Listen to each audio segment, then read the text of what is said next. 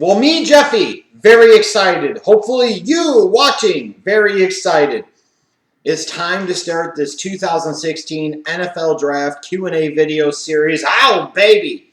We still have just a bit over 2 months until the 2016 NFL Draft. I don't know about you, but the anticipation is building day by day, and now especially since Combine time is officially upon us.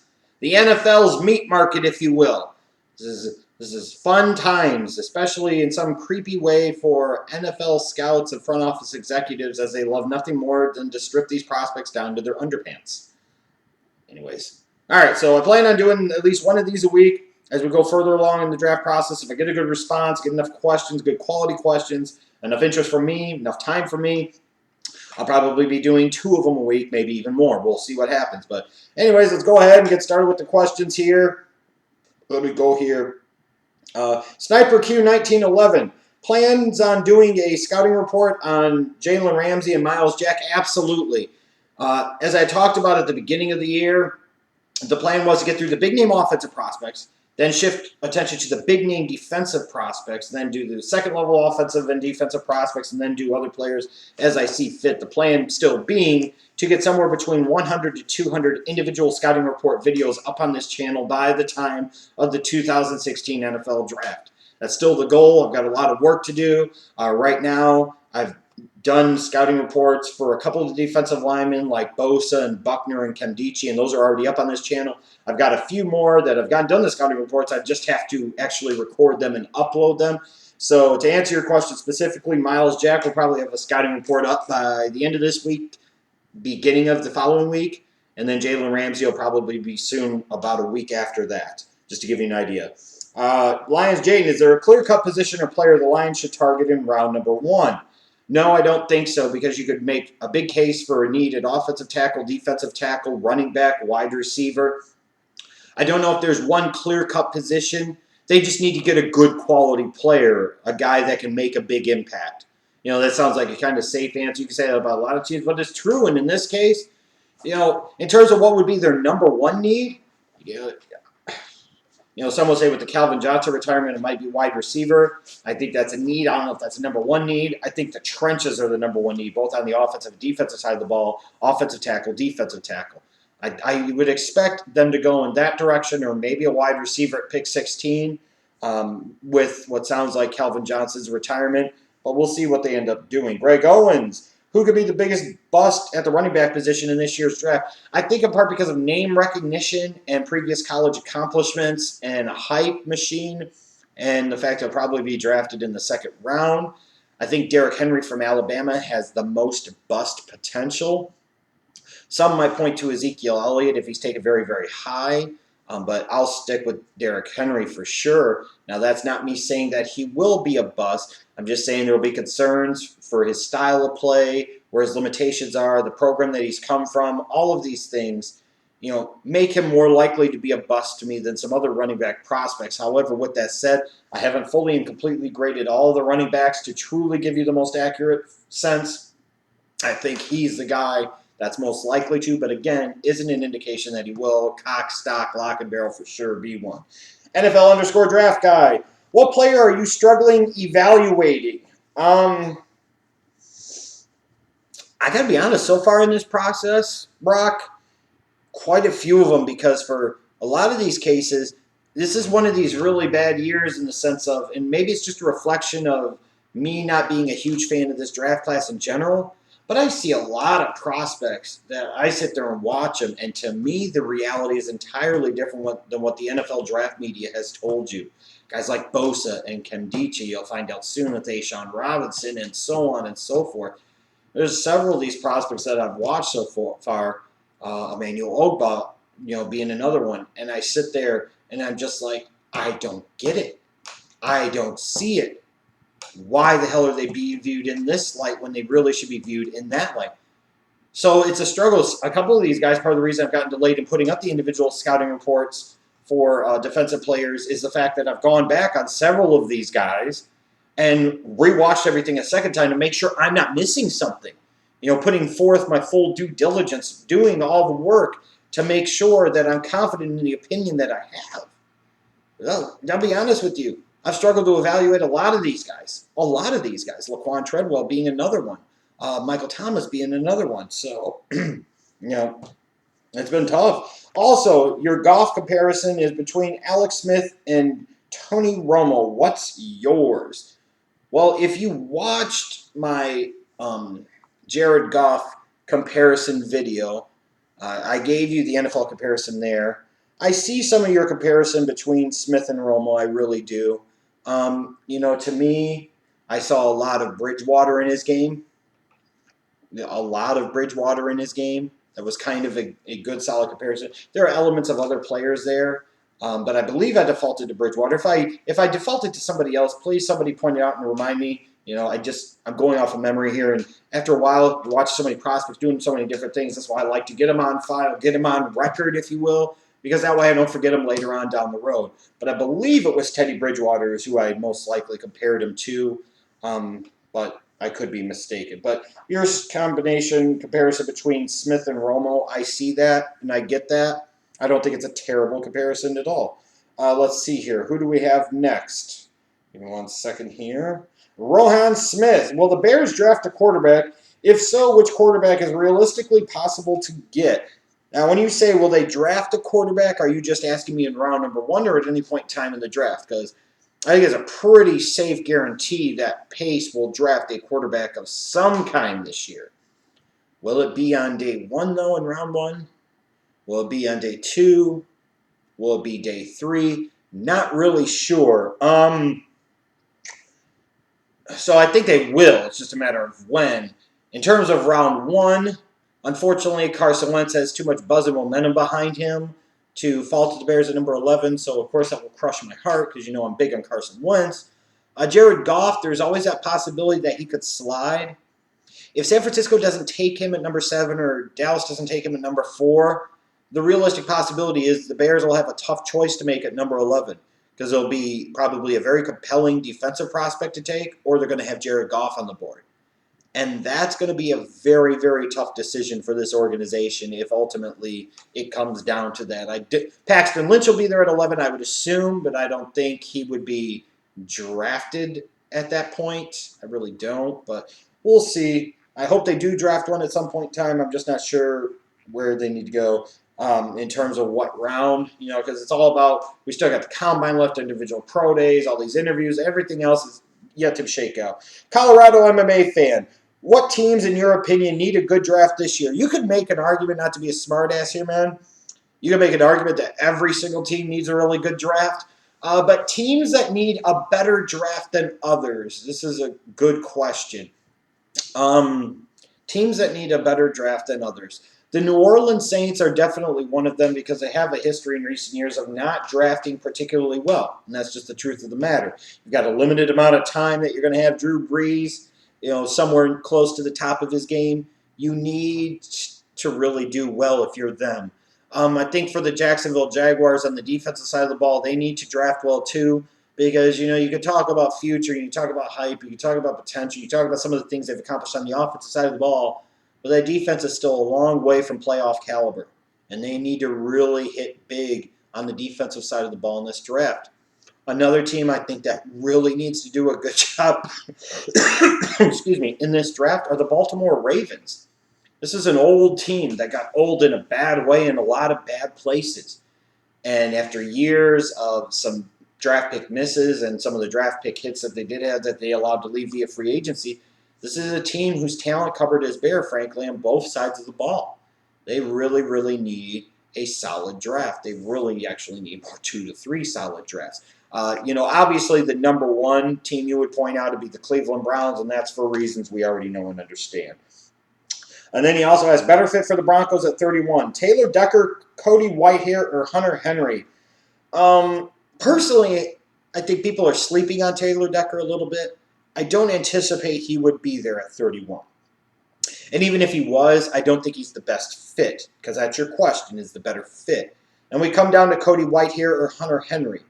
I think either one of them makes some sense for the Broncos at that pick.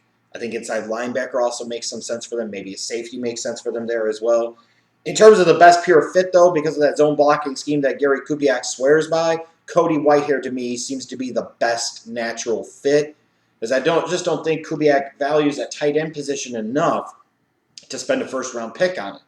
I think he does value versatile offensive linemen like Cody Whitehair, who can move in open space enough to take him at pick 31.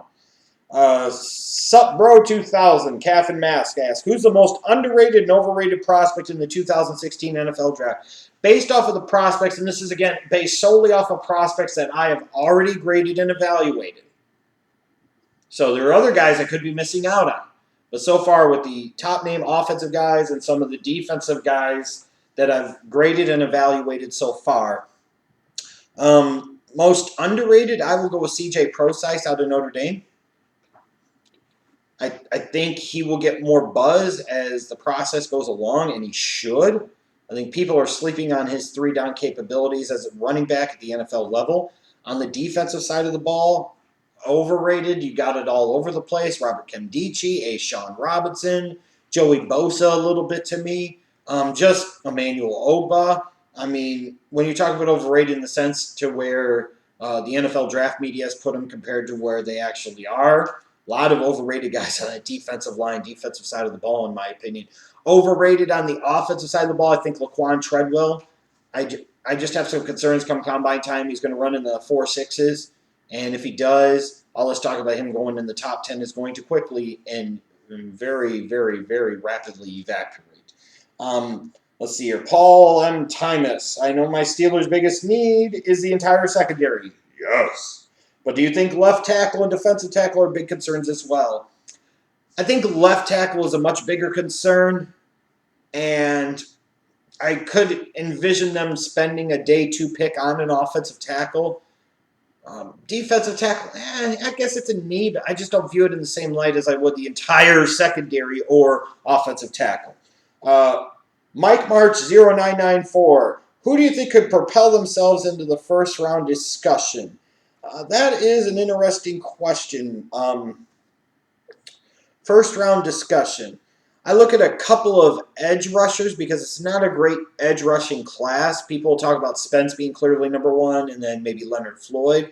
Maybe Kyler Fackrell from Utah State. Kamale Correa, I hope I pronounced his name right, from Boise State might be another one. I still think Yannick Ngakoue, if I said his name right, from Maryland.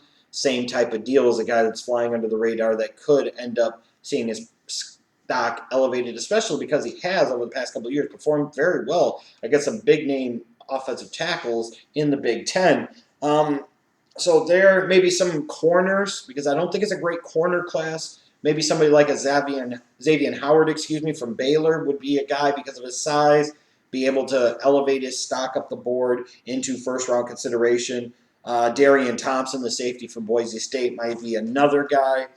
I'm just trying to think of anybody else that is escaping me at this moment. But Christian Hackenberg, I think there's a chance that somebody would take him in round number 1, maybe around pick number 22.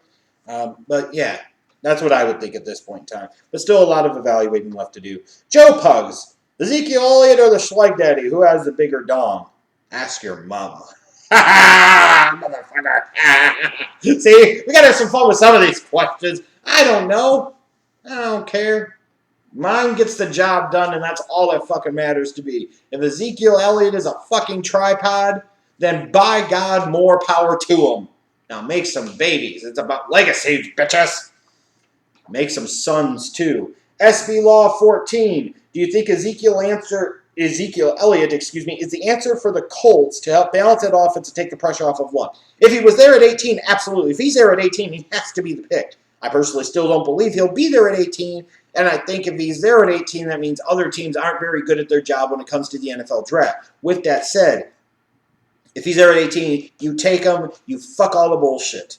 Otherwise, looking at guys like CJ Prosise and Kenneth Dixon and Alex Collins, guys that could be available in day 2 of the draft, you might be able to get some good value out of those guys and accomplish what you need to be having accomplished, which is, like you said, getting balance on that offensive side of the ball. Let's see here. What do we got next? We got from Tristan. This isn't exactly a draft question, although it kind of is, I think. But knowing how stupid they are, how much of a possibility would it be for the Browns, to overpay for a free agent quarterback like Kirk Cousins, Sam Bradford, or Brock Osweiler instead of picking a quarterback with the second pick? I'm not endorsing this, but it seems like something the Browns would do. And the reason it seems like something the Browns would do is it's very possibly something the Browns would do. At the end of the day, I think they'll hitch their wagon to Carson Wentz and wait for the draft to come, wait for that second overall pick, and hurry up and run their card up there and take a Carson Wentz. But based off of the Browns' history, man, you can't dismiss that either. You cannot dismiss that in any way, shape, or form. And he also asked, do you think the Titans will or should trade the number 1 pick? Should, in the sense of if they got a really good deal for it and they didn't have to peel too far back, then yeah, sure. If they were able to get somebody in the 4 to 7 range to peel up to number 1, that way they could still get Ezekiel Elliott or Jalen Ramsey, then terrific. Get some additional picks. But will they? I don't think so. And then even then, should they? I don't know. Tunsil's the guy at number 1. It's probably the guy you want to take. Ilias99, I agree that Bosa is overrated, but is there actually a better 4-3 defensive end in this year's draft? I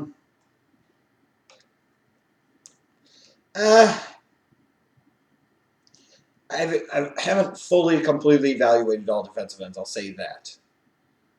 After DeForest Buckner, I think Buckner could play in a 4-3 as a defensive end as well. I really do. So I probably would still take him number 1 in terms of defensive ends in a 4-3. In terms of athletic upside, I think a guy like Kevin Dodd from Clemson has more pure athletic upside. I think Shaq Lawson isn't that much different from Joey Bosa, in certain ways. So you'll find out soon enough, I'll put it that way. Trevor Reed, do you think Ezekiel Elliott going 4th overall to the Cowboys is far-fetched? Most certainly do not, and I most certainly would not knock them because at that point in time, assuming Tunsil goes 1 and Wentz goes 2, Ezekiel Elliott would be probably the number 1 guy on the draft board, so you got to take him. And then also, do you think there's any possibility one of the top 3 quarterbacks, Goff, Lynch, Wentz, falls to the Texans, or should we trade up? You're staying put at 22 and you're taking Christian Hackenberg, so suck that one up. No, in all seriousness, though, if they fell in love with one of these 3 guys, should they trade up a few picks to go get them? Absolutely. Who would be the most likely that they'd have to go trade up and get? Probably Paxton Lynch, but I don't know if they've had to trade up that far to go get him. Jake Bingham, will the Browns finally have a good draft?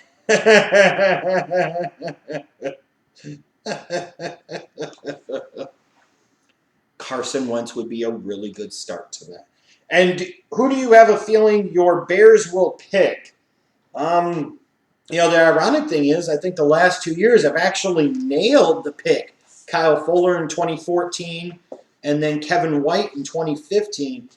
2016, some guys that would stand out as possibilities might be somebody like, Jalen Smith would be one. Reggie Ragland would be another one. If he was there, Noah Spence. Because John Fox might view him as Von Miller-esque, even with the off-the-field issues. And there are significant, serious questions and issues about Noah Spence off the field that I think the draft media isn't giving nearly enough credence to.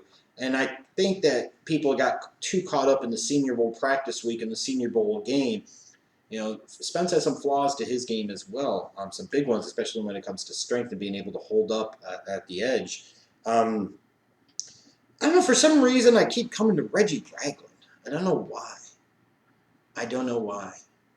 Maybe it's in part because both Jack and Smith could be gone by the time the Bears are picking there. Ragland, to me, would seem to be a John Fox type of guy to play in the middle of that 3-4. For some reason, that's the guy I keep coming back to. The only thing I would say is that if they win an offensive player there, it probably would be a left tackle, and it might be Ronnie Stanley. Georgian Fulia, if you could draft for your Bears, which players would you take? That's by assuming which players are left or not. I said we'll take the Carson Wentz stuff out. If Jared Goff was there at pick 11, then he's got to be the pick. Got to be the pick. Otherwise, some of the names I just mentioned would make a lot of sense. Let's see here. Which team do you think will make the draft turn insane, just like the Jags did 2 years ago with Blake Bortles? Really good question. Make the draft turn insane? Probably be somebody picking between 3 and 7. 49ers, Chargers, Cowboys would be the 3 teams that would most likely fit. In 2014, you laughed at the Jaguars when they picked Blake Bortles with the number 3 pick. How do you see their pick now? I mean, he hasn't busted, but I think it's one of these situations where we get caught up in a fantasy reality versus the real-life football reality. And the fact is Blake Bortles needs a lot of work still. He's got a long way to go. He got bailed out a lot by Robinson and Hearns last season. There is no question about that. A lot of balls that should have been picked off that were not. I mean, so I'm a long way from saying he was a lock, stock, home run pick for them. But obviously you have to at least feel that you saw some progression out of him in year number 2, and that should bode well for the future, you would hope, heading into 2016. And then Justin Idea Sport asked, where and how do you see Ken Drake, Eric Stryker, and Keenan Reynolds?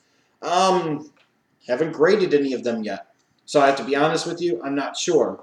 There will be videos up in the future, particularly about Stryker and Reynolds. But, you know, for a Sooner fan like yourself, I just honestly do not know yet.